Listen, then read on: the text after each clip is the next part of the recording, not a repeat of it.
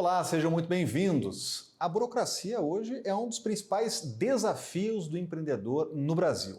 Eleva o custo, atrasa negócios e prejudica o desenvolvimento. Mas há transformações em curso que melhoram esse cenário. Mudanças de legislação, novas práticas e tecnologias que ajudam a abrir oportunidades. A atual realidade e os avanços necessários são temas hoje da entrevista com Silas Santiago, gerente da Unidade de Políticas Públicas do Sebrae. Seja muito bem-vindo. Rodrigo, é um prazer estar aqui no canal Empreender para falar sobre esses avanços na redução da burocracia e o que ainda precisa ser feito, né? Muita coisa do que precisa ser feito é fazer a informação chegar tanto ao empreendedor, que é o nosso foco, né? O empreendedor. É tão difícil empreender no país, então nós temos que dar todas as condições para que ele faça isso com mais facilidade. E também aos gestores públicos, seja no governo federal, nos estados e nos municípios, para que apliquem a legislação e os fundamentos e as ferramentas que já existem para melhorar esse ambiente de negócios em nosso país. Agora, esse foco na transformação é muito interessante porque já tivemos avanços importantes, né? A gente sempre fala da burocracia e algo que é uma espécie de clichê, mas avançamos. Por exemplo, a Lei da Liberdade Econômica, que passou pelo Congresso Nacional. Agora, como fazer para essa realidade nova, mudança de legislação, mudar a cultura lá na ponta? No caso, por exemplo, das prefeituras, governos dos estados. Sim, muito importante. Antes da Lei da Liberdade Econômica, nós já tínhamos a Lei Geral da Micro e Pequena Empresa, a Lei Complementar 123 de 2006, que já tinha trazido grandes avanços, mas a Lei da Liberdade Econômica, ela trouxe uma coisa muito importante no Brasil, que é a confiança na boa-fé do cidadão, a confiança na boa-fé do empreendedor. Então, ele traz essa premissa. E o que diz essa premissa?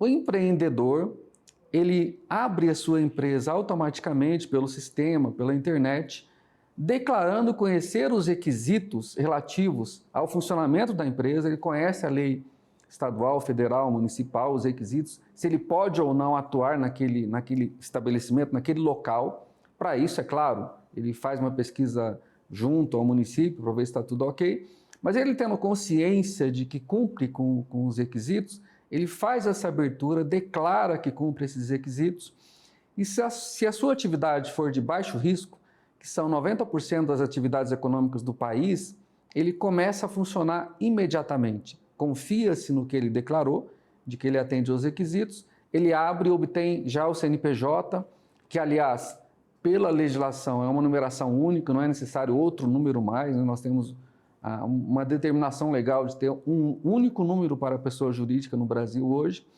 e ele começa a funcionar, e daí os órgãos de controle, seja do município, do estado ou do governo federal, ele pode sempre fiscalizar esse estabelecimento, porque ele recebe todos os dados por meio da REDSIM, que é o sistema de registro empresarial no país hoje, e ele pode, com tranquilidade, com inteligência, com estratégia, fazer uma fiscalização por amostragem desses negócios para ver se eventualmente eles estão ou não cumprindo com a legislação que ele declarou conhecer.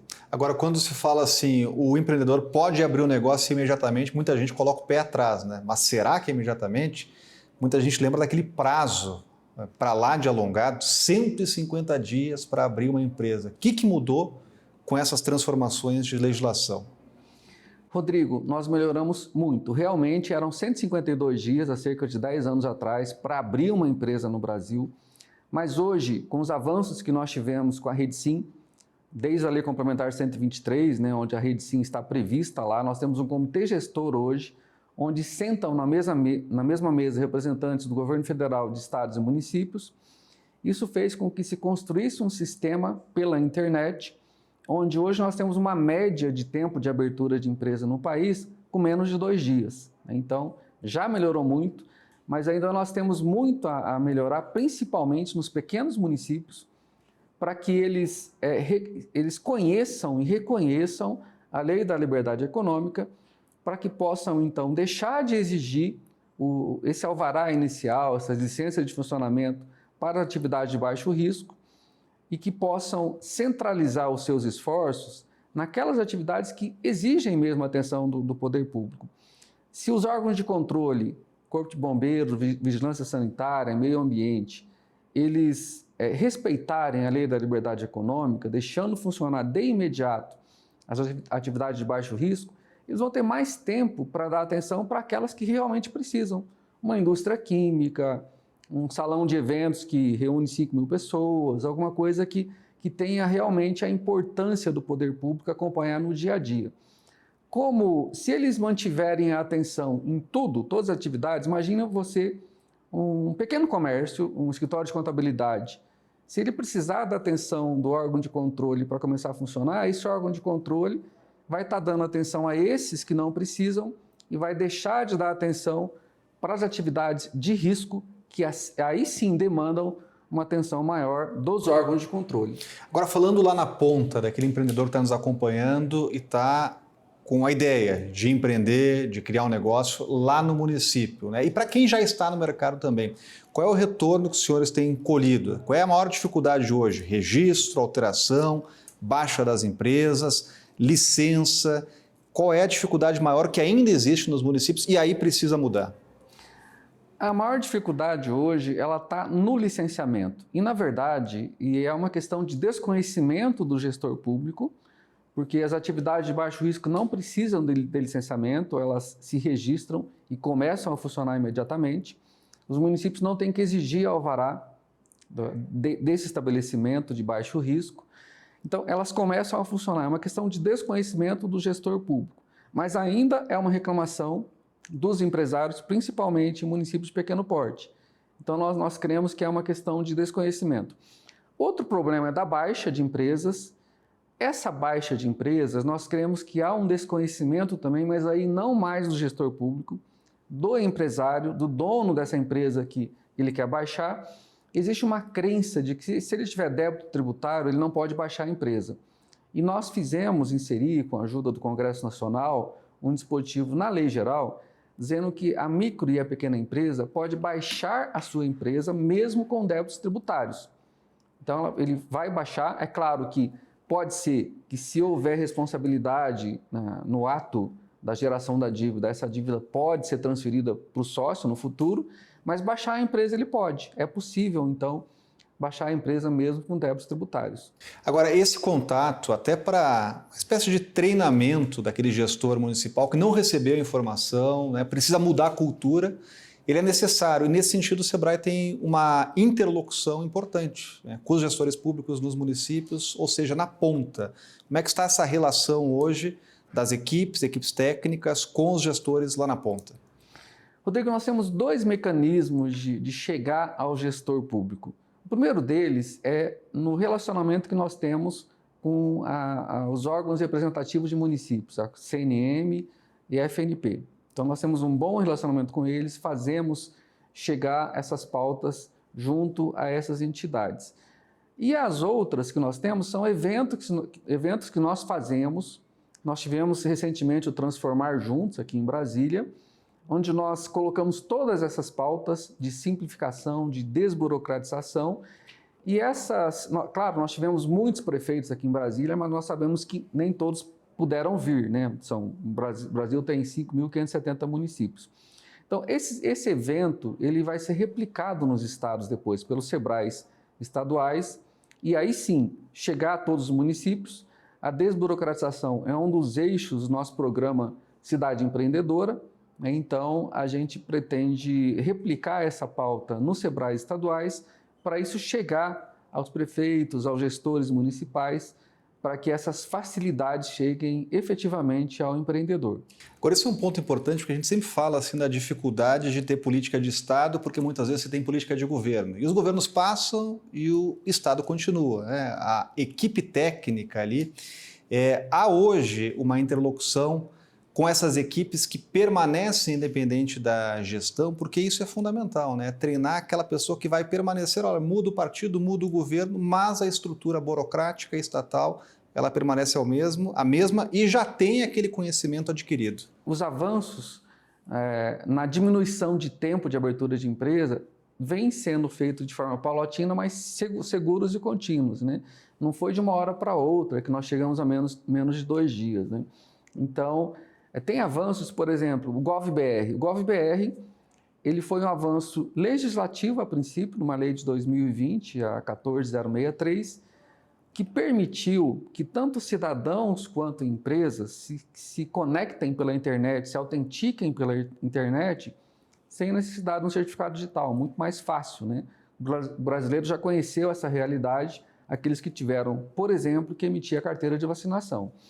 E esse avanço, ele ajudou na diminuição desse tempo de abertura de empresas, porque o empreendedor hoje, para ele abrir uma empresa nas juntas comerciais do Brasil, ele se autentica com o GovBR. Ele assina os seus contratos de constituição pelo GovBR, sem necessidade do certificado digital. Isso permitiu, inclusive, a instalação do que nós chamamos de balcão único. No único procedimento, você cumpre todos os procedimentos de abertura de empresa, né? E abre a empresa. Nós temos casos de abertura de empresa em 10 minutos no Brasil já, e não é microempreendedor, porque o microempreendedor já abre com 10 minutos há muito tempo. Eu falo a empresa limitada, normal, de atividade normal, já se utiliza desse benefício. Então, esse avanço do GovBR, ele veio e ele é institucionalizado. Essa institucionalização é que faz com que o avanço ele não retroceda, né? Você consegue manter esse avanço. E uma das coisas que nós estamos querendo dos municípios é que eles deixem de ter o seu próprio autenticador do cidadão no seu município e passem a utilizar o GovBR. Nós pretendemos que no futuro o GovBR seja o único autenticador do cidadão perante o poder público, seja município, estado ou governo federal. Agora a gente tocou num ponto aí que é fundamental para vencer burocracia, modernizar sistemas, que é tecnologia. E quando a gente fala de de pequenos negócios, tem muitos que são aqueles negócios tradicionais, que vêm de família, e há uma necessidade ainda de avançar, tendo conhecimento de tecnologia. Como é que está hoje a realidade do microempreendedor brasileiro, né? Já está adaptado a essa nova realidade? A gente teve a pandemia aí que mostrou que muita coisa mudou, né? Até o contato direto com os clientes, né? Mas há ainda muito a avançar, do ponto de vista, inclusive, do empreendedor, de conhecer as tecnologias que estão à disposição? Rodrigo, eu creio que sim. Nós já vínhamos num processo longo de crescimento em tecnologia, olhando só o lado de obrigações, né, tributárias ou fiscais.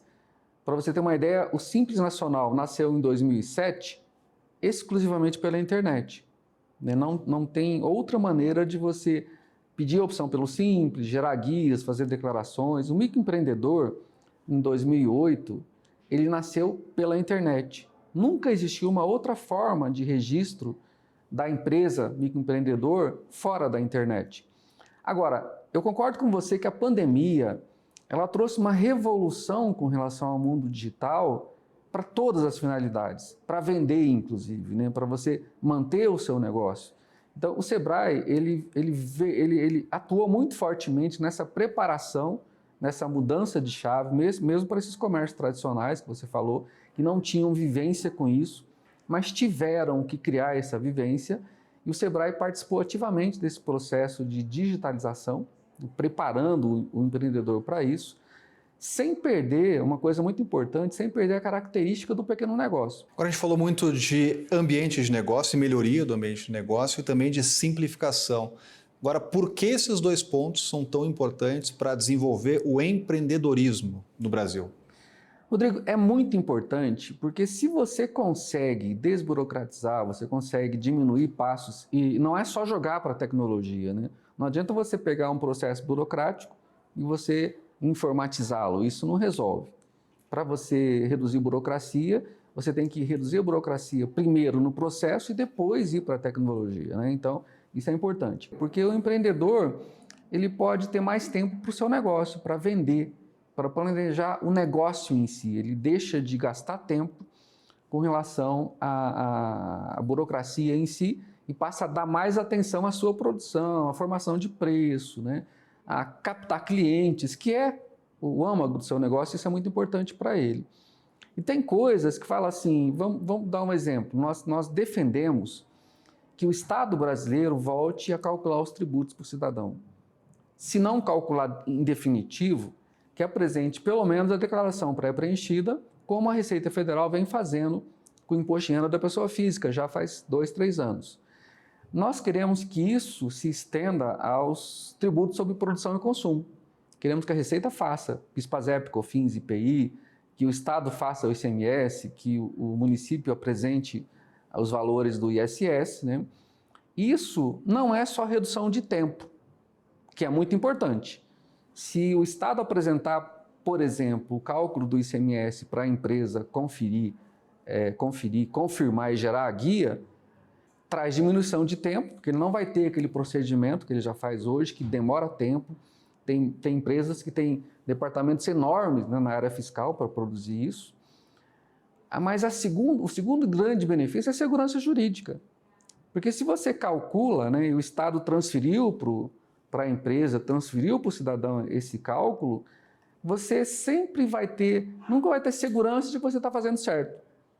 Porque a legislação é muito complexa, né? Então você tem o trabalho de calcular, você apresenta declarações, você paga e nunca sabe se o Estado não vem depois de você e vai te aplicar uma multa porque você fez alguma coisa errada.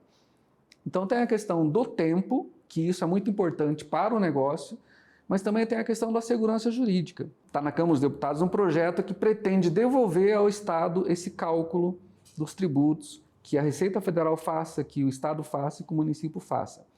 Não é necessário um projeto de lei, mas isso pretende ditar caminhos, né? Dar um caminho a perseguir com efeito temporal. E aí chegamos a um ponto importante, porque já falamos aqui de modernização, de quanto já avançamos, nós obviamente precisamos continuar caminhando aí e transformar ainda mais. E aí a gente vai para o Congresso Nacional. Estamos aí num período que a gente sabe que é sempre mais difícil de avançar com novas legislações, tem o período eleitoral, mas tem algumas oportunidades interessantes que podem surgir até o fim do ano, né? Até as eleições, depois tem aquele período ali da janela pós-eleições. Quais são as propostas que poderiam ser avaliadas pelo Congresso Nacional nesse sentido, de reduzir burocracia e também essa questão tributária que é fundamental, que a gente sabe que muita gente pede mudanças aí tributárias no Brasil? Uma reforma tributária ampla é muito difícil de ser aprovada e esse ano não é o momento para isso, né? Tem que ser início de governo, que isso sempre pode ter mais chances de sucesso. Mas, como você falou, é possível que a gente escolha alguns projetos que tenham viabilidade, são muito importantes, sim. 2 deles se referem à simplificação tributária, o PLP 145, 2021 e o PLP 178, 2021. Os 2 estão na Câmara dos Deputados e eles têm 2 finalidades. O primeiro deles, que é o 145, ele visa justamente o que eu falei anteriormente, transferir de volta para o fisco o cálculo dos tributos, mesmo que seja em forma de declaração pré-preenchida a princípio. Depois avança-se para o cálculo definitivo. E o 178, ele pretende criar um comitê gestor de obrigações acessórias, aproveitando o sucesso que são os comitês gestores do Simples Nacional e da Rede Sim, que revolucionaram a parte tributária e de abertura de empresas em nosso país, esses 2 comitês. Então, pretende criar esse comitê de obrigações acessórias e, ao mesmo tempo, criar a Nota Fiscal Eletrônica Brasil, porque hoje nós temos inúmeros modelos de nota fiscal eletrônica, né, para serviços ou na área do ICMS. Então, esse projeto ele pretende unificar todos esses modelos em um só, para que isso fique mais fácil, né, a emissão de documentos fiscais. E aí nós temos também o PLP do reempreendedorismo, que é o 33 de 2020, não tem muita oposição a esse projeto, ele é muito importante porque ele visa a dar a segunda chance, né, de um restart desses negócios que não deram certo e são muito importantes.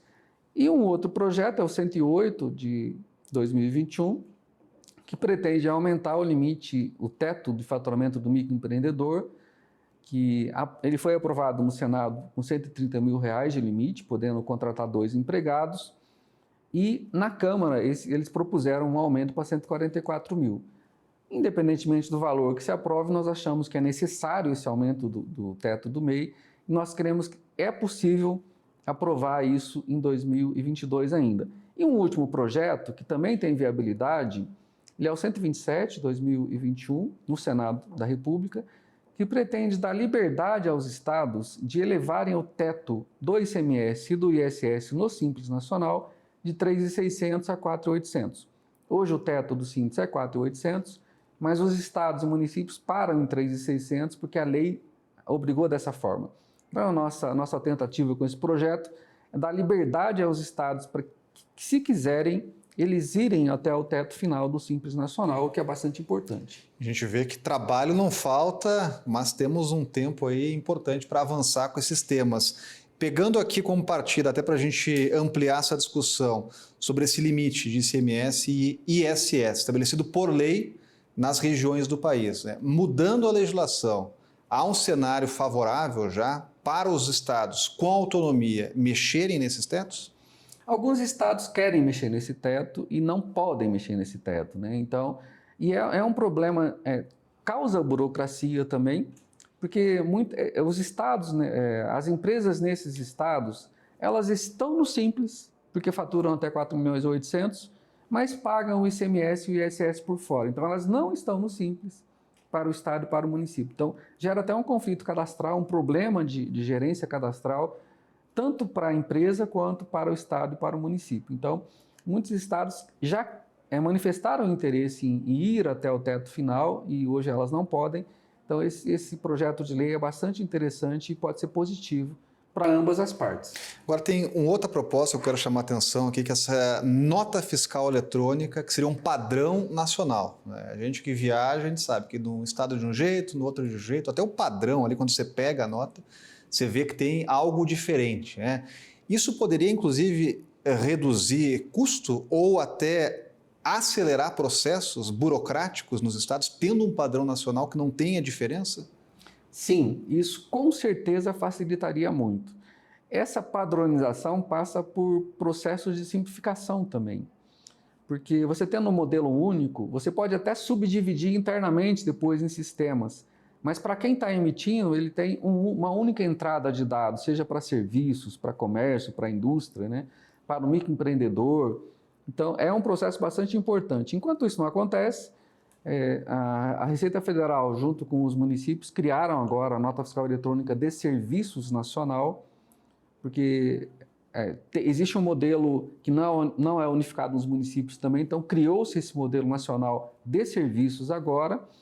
Inclusive, a partir de janeiro, o microempreendedor vai ter uma modalidade de emissão pelo celular, inclusive, né?